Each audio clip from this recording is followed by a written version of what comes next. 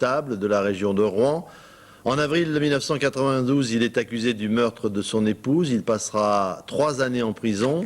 Libéré, dans le doute, eh bien, il sera encore sous contrôle judiciaire pendant 8 ans. Enfin, aujourd'hui, il est disculpé et il entend bien que la justice retrouve le véritable meurtrier de sa femme. Yann Fronty, Francis Forget. Il savoure chaque minute de sa liberté retrouvée. André Casse a passé 3 ans en prison et 8 ans sous contrôle judiciaire, accusé à tort du meurtre de sa femme. Il y a 2 mois, il a été innocenté. La justice a prononcé un non-lieu. Aujourd'hui, il reprend tout à zéro, près de Lille. J'ai un sentiment de gâchis terrible. Moi, ça fait 11 ans que ça dure, après 3 ans de prison dedans et 8 ans dehors.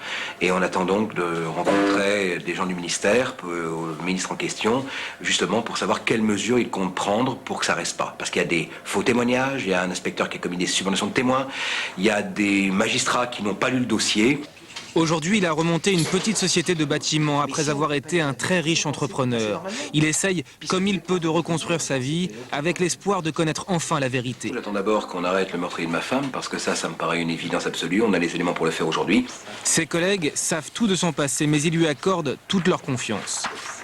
Je suis choquée qu'on ait pu incarcérer quelqu'un pendant 3 ans sans avoir regardé s'il n'y avait pas d'autres pistes, sans avoir regardé les éléments qu'on avait amenés. Et je me dis que ça peut arriver à tout le monde, que demain, n'importe qui peut être incarcéré, soit par délation, soit par des choses qui sont complètement fausses. Donc c'est vrai que ça fait peur. De son histoire avant la prison, c'est tout ce qu'il a conservé. Quelques images de la demeure immense qu'il habitait près de Rouen, avec sa femme et ses 4 enfants, avant que tout ne s'écroule. Ça a été très difficile pour nous d'avoir perdu tout ça. Et depuis 10 ans maintenant, nous vivotons, nous survivons. Aujourd'hui, André Casse a donc refait sa vie sans rien oublier. Désormais, il attend que la justice lui rende enfin tout ce qu'elle lui a pris.